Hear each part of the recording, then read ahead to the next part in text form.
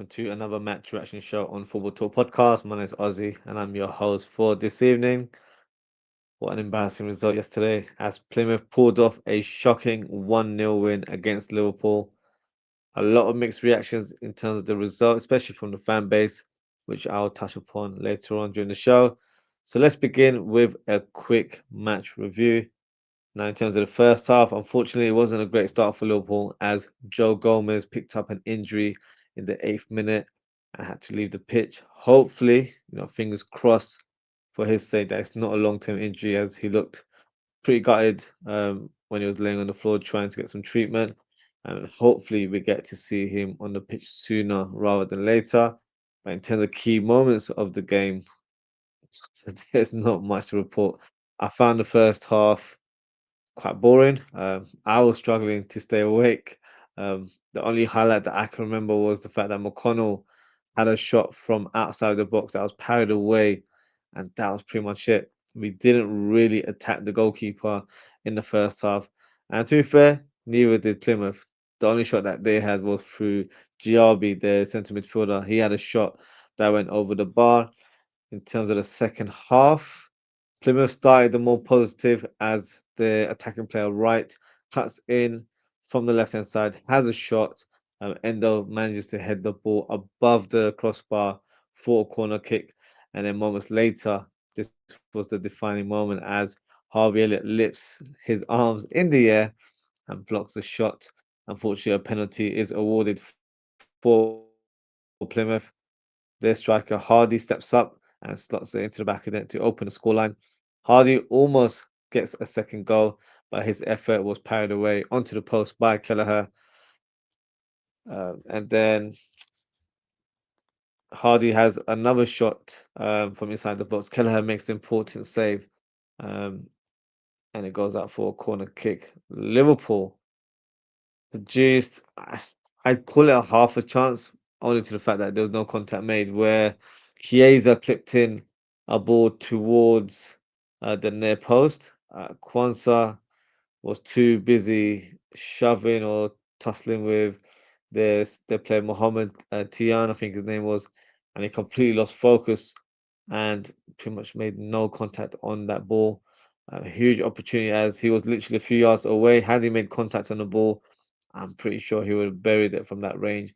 But in the final minutes of the game, let's be honest, Plymouth were defending fantastically, but a moment of brilliance came from Jota, who hits a fantastic volley from the edge of the box, and their goalkeeper Hazard produces a fantastic save to deny the attacker. And in the end, his team pulls off one of the biggest shocks in FA Cup history. They beat Brentford in the third round, and that seemed to be a big deal at the time. But defeating Liverpool, one of the giants of the Premier League, is a huge moment for the club. And look, let's be honest, it sucks. But before I speak about Liverpool, let me give some credit to Plymouth Argyle. They were fantastic in this game. The way that the defending was simply phenomenal, so solid at the back. And the funny thing was, that's not even their main back three. Those three players that played were pretty much a makeshift defensive line. Some of them don't even play on the same side. I forgot his name. Zola, I think his name was, who unfortunately got injured in the second half. He's normally on the right side, but in this game he played on the left side. So, considering that they had injuries, they still managed to produce a solid performance like that. The centre back Kastic was just a rock, pretty much headed everything that came in the air. So he was definitely on his job. And let's be honest, they wanted this result more than Liverpool. They showed more fight, more desire, and in the end, they thoroughly deserved to go through. And there's no qualms about that. So credit to Plymouth Argyle, fully deserve their progression into the next round. Now let's talk about Liverpool and let's keep it 100. We were absolutely shocking in this game. I like to say a few other words, but I'm trying not to speak too much French right now. Everyone was below par. Not one person showed their ability in this game. I'm not having this narrative towards Armstead that we should have fielded a slightly stronger team or we should have had a stronger bench. The team that started this game were more than good enough to win this game. we had international players in that lineup. So I'm not buying that narrative. For me, it's not an excuse. That should not be something that us fans should even say right now because that's an embarrassing comment in my opinion. The difference was that these players just didn't perform. They just didn't step up to the plate, and as simple as that. And it's disheartening. This game should have been a walk in the park, and with the quality that we presented in the lineup, for me it should have been 2-3-0. That's the kind of scoreline you're expecting. So yeah, very, very disappointing in how we performed. Now some fans are trying to add a positive outlook to the results, suggesting that you know it's not a bad thing as we will, you know, play less games in the upcoming weeks as we go towards the close end of the season. For me, I get it. I get your point in terms of less games and we can focus on the bigger fixtures in the Premier League and the Champions League, but not for me. That's poor mentality in my opinion. I want us to be competing for every trophy. Now, this is gonna sound a little bit far-fetched, but hear me out. Let's say we end up winning 3 trophies. We end up winning the Premier League, the Champions League, and the League Cup. Would you not be annoyed that this defeat against Plymouth Argyle could cost us of winning the quad, which has never been done in English history? Obviously, it's far-fetched, yes, but you can't completely rule it out. So for me, this one hurts. It has to. We can't be losing to a team that's at the bottom of the championship table. That's ridiculous. So this one for me is a hard one to take. And we're a team that haven't lost many games this season. So this one hurts a bit more. But you know, some fans will say it's a good thing. I don't see it that way. I want us to try and win as many trophies as possible. So that's my mentality. That's my way of doing things. But everyone has their opinion. So let's move on and do the player ratings. It's not going to take that long. To be fair, if you would like to call in, the link is available in the live chat. So feel free to hit the link, and I will get you on very, very shortly. So yeah, let's move on and do the player ratings. Let me share the graphics with you guys first. I don't think all of the players will be in there, so I'll try and do what I can in terms of the website I'm using. So we'll start with the goalkeeper, and that is Kelleher. Um, I actually thought he had a decent game. I know we lost 1-0, and you're thinking, oh, the keeper might be at fault. He wasn't. It was a penalty. In that situation, you favour the attacker, and he got one in the back of the net in the end. So no, nothing until Kelleher's fault for that goal there. He saved a shot later on that hit the post, and he was solid. Whenever called upon, he did the right things. He wasn't at fault for any negativity in terms of our play. There's some games in the past where Kelleher's a bit lackluster on the ball, or he just takes too long to release it. In this game, I couldn't really criticize him in that manner.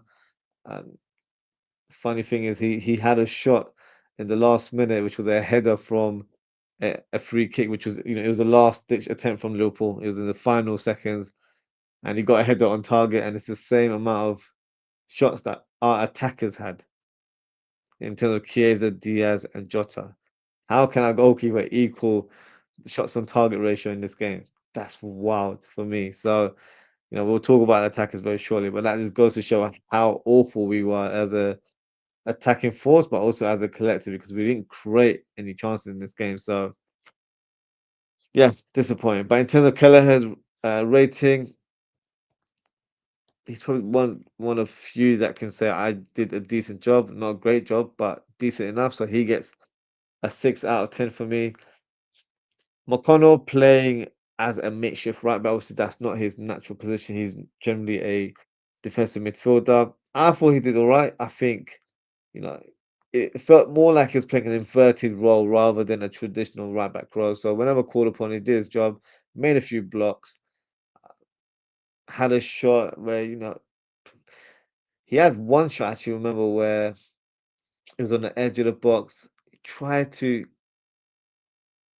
smash it where I feel like he maybe should have like dinked it over the players because it was like a rebound sort of effort there, and he just sliced it and it went wide. So could have done better. But I'll give him the benefit of the doubt because it's not really his sort of forte to kind of kill those kind of shots. He's not an attacking player. He's a defensive minded player. So generally, I had a average game. Didn't really do anything spectacular, but I said it in the complimentary way because the rest of them were poor. So for McConnell, he gets a 5 out of 10 for me. Once, um, yeah, not a great game. Let me be blunt about it. Very, very awful game from him. Defensively, not good at all. Gave the ball away on a number of occasions. Positionally wasn't the best. From an attacking point of view, I know he's a defender, but he was involved in a couple of set piece chances. One was a header that just went over the was tipped over the bar, but he should have buried it in that moment.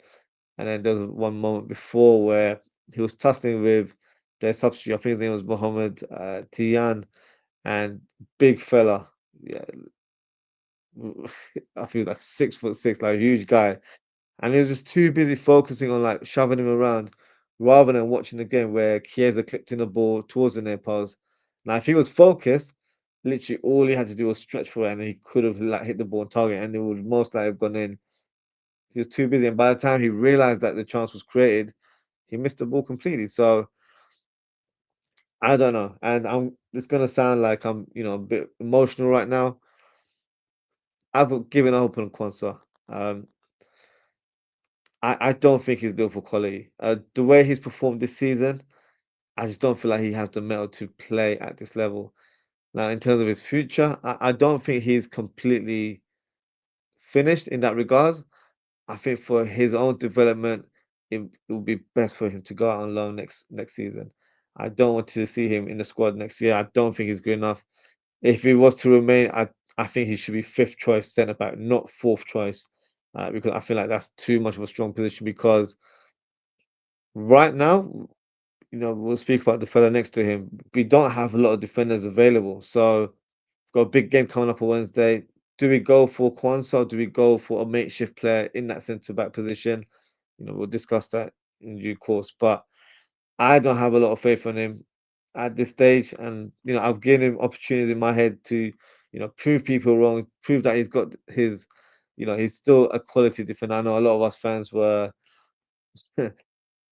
jumped the gun last season, calling him VVQ and all that stuff, and I'm definitely one of them. I was calling. I'm even designed a shirt that said VVQ. So there's a reason why I don't sell it anymore. But yeah, we overhyped him unfortunately, and maybe that hype got to his head a little bit, possibly because he's a young kid and he probably thought he made it at this stage, but he's got a lot of work to do.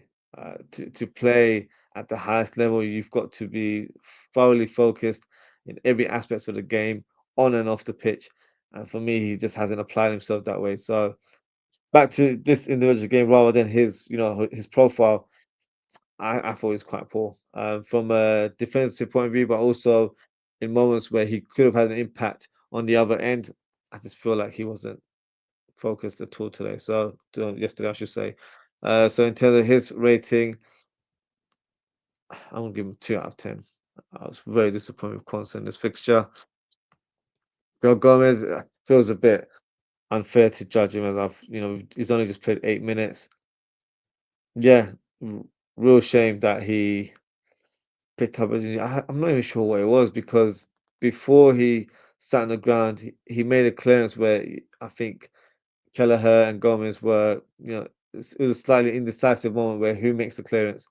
And I think the way he kicked the ball, he might have stretched something, so he felt maybe he pulled a hamstring again or something along those lines. So he didn't want to risk it any further, which I understand, considering that he's just returned from injury. I'm just hoping it's nothing too serious. If it is a hamstring injury, he's out for at least another month minimum. And due to his injury record, it's not a player that you'd rush in promptly either. So it'll probably take him about 6 to 8 weeks to return. And by that time, we're close to ending the season will be April time. So for his sake, let's hope he makes a return because he is needed. We need a player like Joe Gomez to either play centre back or play in the fullback role. We've got Trent out right now. He should be available for the Merseyside derby, but if he's not, who do you start with? So, but yeah, very, very. I'm not sure what word to use. I felt for him. I really did. Um, Never want to see a player get injured. Obviously, he's our own player as well, so you feel it even more. But he looked so gutted, and yeah, and looked deflated on the pitch there, which is not a good sight. Because whenever he's played for Liverpool, he's always given his own. Unfortunately, he had to depart from the pitch there. So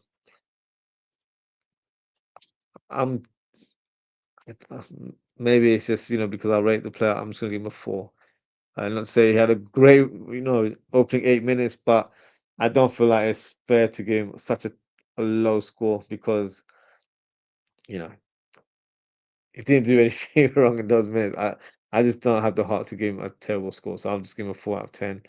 Simicast for me, I expected more from Simicast. Uh, Set pieces was wasn't the best, but general speaking, his overall play was a bit lackluster. I just thought he would have made more of an impression in this game to really cement that left back position in the starting lineup. For me, just didn't do it, which was quite disappointing. So in terms of his performance, I'm gonna give him a 3 out of 10. Endo, Endo did all right. Endo sometimes played centre back, sometimes played centre midfield. He was pretty much everywhere. Um, I feel like we're gonna have to call upon him in the next fixture. Be interesting to see where he plays. But I think in this game, he had a decent game. I don't think he was bad.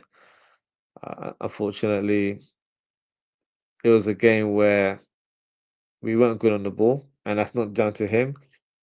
We just never really kept possession of it. We weren't really holding on to the ball. We weren't retaining the ball quicker either. So it was just a poor performance from everyone. I'm not going to pinpoint certain players. I may do later on, but uh, yeah, it was just one of those games where no one performed. Everyone was a shadow of themselves in this fixture. So for his rating, I'll give him a 4. I think he was the better out of a terrible bunch, if I'm being brutally honest. And Yoni, for me, was quiet. Didn't really get involved that much. Decent passes here and there, but also gave the ball away quite a lot. But I don't want to be too harsh. He's a young kid, uh, learning his trade. Still got a lot to learn. Um, but yeah, he didn't really have any impact. Unfortunately, due to that, we probably lost a bit of momentum in the middle of the park. We didn't, hold the ball very well. Our passing was hit and miss, literally, because we were not completing a lot of our passes, which is very unlike Liverpool and very unlike Arne Slot in terms of how his teams deploy their football. So in terms of his performance, I'll give him a 3 out of 10. Um, Harvey Elliott was really bad, really, really bad. I'm not just speaking about the penalty incident because that was a wild moment from him. It's like he's playing volleyball all of a sudden. Like to have his arms that high in the air doesn't make sense to me one bit. So disappointing to the way he gave the penalty away. But overall, he was poor on the ball. So poor. There were times where he got into a good position, he would have the ball, and he was so erratic that he would just release the ball straight away without even looking at where players are positioned. And he did that on numerous occasions. It's one of the worst performances I've seen from Harvey Elliott. So I was very disappointed from him. I'm not going to make him into a scapegoat to say he was the reason why we lost, but he did not produce a good account of himself. This was a game where he could have really showcased his ability, showcased his passing range, and yeah, he just didn't do it. He was really bad, unfortunately. So for Harvey Elliott's rating, you guys know how to keep it. 100 always gets a 1 out of 10. Honestly, he was really, really bad. Chiesa was probably just slightly better. The only thing I can give sort of a positive comment for Chiesa is that he never gave up. He wasn't shy. Like you'll get certain players where they don't when they don't perform, they don't want the ball. It wasn't the case of Chiesa. He always wanted the ball, tried to make things happen. Don't get me wrong, he was very, very wasteful on the ball, gave the ball away on plenty of occasions. Some of his runs where, he's got past one player and he struggled to make the next move, breakdown of whatever thought process, or I don't know. Um, had a couple of shots, but wasn't very dynamic in this game. So not the best of games, but I still look at the effort that he put in. I feel like he tried to make things happen. I'd rather have a player that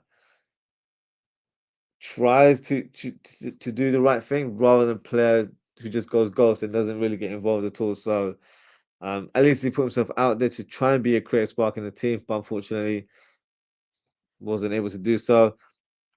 So in that regards, his performance, I'm going to give him a 3 out of 10. Luis Diaz. Now, when I saw this lineup, I thought, you know what? He's going to be the guy that's going to be the difference because he's just, good, solid level winger. I was going to say top level, but I don't feel like that justifies it based on his performance. But he's a good player that, can be the difference in this game, can score the goals, can be dynamic, use his ability to his advantage. He's playing a team that's one league below him. Like he's a bit of a cheat code in this fixture where, a lot of our other players, they are squad, players that are young, that are on the fringes of the squad. Some are, experienced but squad players. Some are trying to regain fitness, i.e. your Chiesas and your Harvey Elliott's. But Diaz is a starter. He's the one that's been leading our line over the last few months. But he was poor, so poor. Some of his decision making was really shocking, and he was dribbling on the ball, not doing anything with it. Like he was just on the byline, dribbling, but not releasing the ball, not finding the right passes. There was times where he's cutting in, I think, oh, he's going to release it. He's still got the ball, and when he does release it, he's giving it to the right back. Like the momentum is on this side of the pitch. Why have you gone back? So he was frustrating to watch in this game, and you know how it goes. If you have a poor game with regards to Diaz, the next day he's getting linked to a move back to Barcelona. So it's just like, yeah, very, very annoying. But in terms of his performance, I thought he was poor. Not impressed with him one bit. I don't even think he had a shot on target. So in that regards, his performance, I think he probably equals Harvey Elliott. So I'm gonna give him a 1 out of 10. Really disappointed with his performance. Jota as well, not any better, if I'm being honest. Very quiet, not heavily involved in the build-up. The only moment was that volley he had in the final minutes where it could have led to the equalizer. But other than that, very minimal impact. And it's quite disappointing because I know he's just come back from injury, he's trying to regain fitness, but he didn't really show himself today, or shall I say yesterday. Um, wasn't a good performance from Jota. I expect more. I expect more from everyone else, but in particular Jota, where he's such a killer in front of goal, and we just needed one of those moments where he just creates something out of nothing, or it was a tap in or something along those lines. But I'll give him the benefit of the doubt. We weren't very creative in this game. We didn't produce a number of chances, um, and that volley actually came out of nothing as well. So I can't really be too harsh on him, but I do expect more from Jota. So he gets a 2 out of 10. This is probably the lowest. Player rating I think I've ever done. If you think I'm being harsh, feel free to let me know in the comments. This is 24 hours after the game, and I'm still annoyed about the results. So that's why I keep saying today when the game took place yesterday. So it's still fresh in my mind. So I'm still annoyed about this result. But feel free to let me know what you guys think in the chat. Um, so in terms of substitutes, Mabea came on for Joe Gomez, and then unfortunately he got substituted off again for Darwin Nunes. He's not in this website, so I'm not no point of me adding him. But in terms of his score, I'll give him a 1 out of 10, and that's me. I know that sounds very harsh. He's a young kid. He just didn't look like he belonged there. Um, Championship level seemed like it was too much for him. So for me, he just looked below par. Maybe it was the occasion because he probably wasn't expecting to play. And as a young kid coming through, he probably just was pleased to be on the bench, and rightly so. At that age, you don't probably expect to play for the first team. Obviously, it was due to Joe Gomez picked up an injury, and yeah, he just didn't look like he was ready. He just wasn't in tune with anything. Gave the ball away. Wasn't really making any tackles. So therefore, it led to him getting substituted in the second half. So for me, he gets a 1 out of 10. Darwin Núñez did come on, so I'll just basically take off Joe Gomez because that was the original player I substituted and bring on Núñez. Núñez. There we go. Now, where do I place him? I'm just going to place him. I don't remember what the formation was in the end, but let's just put him there for the sake of it.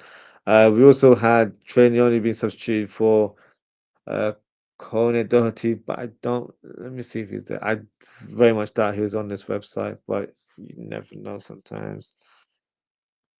Kone, no, so he's not here. So I'll quickly give his rating. In terms of his rating, he came on, had a couple of moments where showed his burst of speed. Very quick player. I've seen him a couple of times for the reserves, and I always thought he was a nippy player, but I think maybe because our team was so slow and sluggish, he looked like a road runner on the pitch. So um, good to see him making his professional debut. Hopefully, we'll see him. Um, Probably next season. Now we ain't got any more cup games, unfortunately. So hopefully he has a good preseason and he, fights for a claim in the team. But no, good to see young players given a chance. And in terms of his rating, I'll give him a 3 out of 10. I don't think he was that bad when he came on. Did a couple of decent things. So we're giving the benefit of that. I'll just put Trey Neoni back in there because I don't have the player to discuss. Darwin Núñez. Yeah, he didn't really have much of an impact from what I can remember. I remember one moment where Diogo Jota produced a great cross with his left foot into a 6-yard box, but Darwin Núñez was on the right wing. Like, what are you doing on the right wing? And there was another occasion where that happened where he wasn't in the box. You've been brought on to be a striker. Please play as a striker. Why are you on the channels? So that frustrated me, where he wasn't picking up the right positions. He worked hard for the team, don't get me wrong, in terms of pressing and trying to, you know, do the defensive aspect of his role, but you're a striker. Your role is to score the goals, or you try and be a threat to the opposition. And I don't think he was a threat in this fixture. So for his rating, um, I'll give him a 2 out of 10. I don't think he was that impactful when he came off the bench. Yeah. In terms of our man of the match, it goes to Kelleher. He's the only one that's got a decent rating, so I'll give it to Kelleher. Which seems weird because he's the one that conceded the goal, but that's how poor the outfield players were. So nothing more to add to that, unfortunately. But that is the player rating. A tough one to do because I'm trying to keep it professional and not say too many French words or anything to that nature. But yeah, a lot of poor performances from um, this fixture. But hopefully we can, put it to one side now, forget about it, and look forward to our game against Everton on Wednesday. That is the one that we really need to focus on and try and build a bit of momentum and try and get the 3 points. Because once we get the 3 points, it could probably re-energize the squad, and we need those 3 points. It will probably be, I don't want to say there will be a silver lining to this defeat, but we've got to just look forward. It's done now. After I've done this match, actually, I don't want to ever talk about this fixture. So for me, it's one behind me, and just let's focus and look up to the games coming forward this weekend. So yeah, that's the focus now. Dara Azizi with the comments, big up yourself. Dara says we lost momentum too. Never a good thing. The only thing I can say is that in terms of the lineup, it's not our first team, so we shouldn't lose momentum going into the next fixture because it's going to be a completely different team. And in terms of what you're seeing here, only one or two players will start in that game. The rest, it will be a completely different team. So I don't have too much concern regarding the Everton game. For me, it's just morale because a lot of these players, will have, you know, feel like they really let themselves down. They let the team down. They let the fans down. They let the club down. They let everyone down. So hopefully that doesn't, reflect on the squad. But I just feel like it's one of those things where these things do happen, where maybe the players weren't fully focused in this game. Maybe the players took an eye off the ball, didn't respect the opposition because they were a championship team, and didn't really put in the miles. They didn't really put in the effort that should be done in this game. So whatever is the case, they have to live with that because now it's led to Liverpool being knocked out of the fourth round of the FA Cup, and it's embarrassing. Let's not beat around the bush. It is embarrassing. So yeah, it is what it is. But we move on, and hopefully Liverpool can rectify things in their next fixture. So that is it for today, guys. Thank you so much for tuning in. Thank you to Dara for your comments there. If you haven't already, please don't forget to like, comment, share, and subscribe to the channel. Now, in terms of upcoming content, I'll pretty much just touched on earlier. So we'll be doing a match preview tomorrow of the game between Everton and Liverpool, and then on Wednesday we'll do the live watch along of that game. Hopefully, it's a win for the Reds, and we'll do a match reaction later in the evening after the game. And then on Thursday we'll be doing a match preview as well. Who are we playing this week? Let me double check. My mind's gone blank on who our upcoming fixture is against. Want to say Man City, but I'm not entirely sure now. Um, no, it's Wolves. Man City next week. So we've got Wolves this Sunday, 2 p.m. kickoff UK time. So we'll do a match preview for that on Thursday, and then we'll do a live watch along of that game on Sunday, as well as a match reaction. So yeah, lots of shows coming this week. And that is it for today, guys. Thank you so much for tuning in. Take care, stay safe, and I hope to speak with you all tomorrow. Goodbye.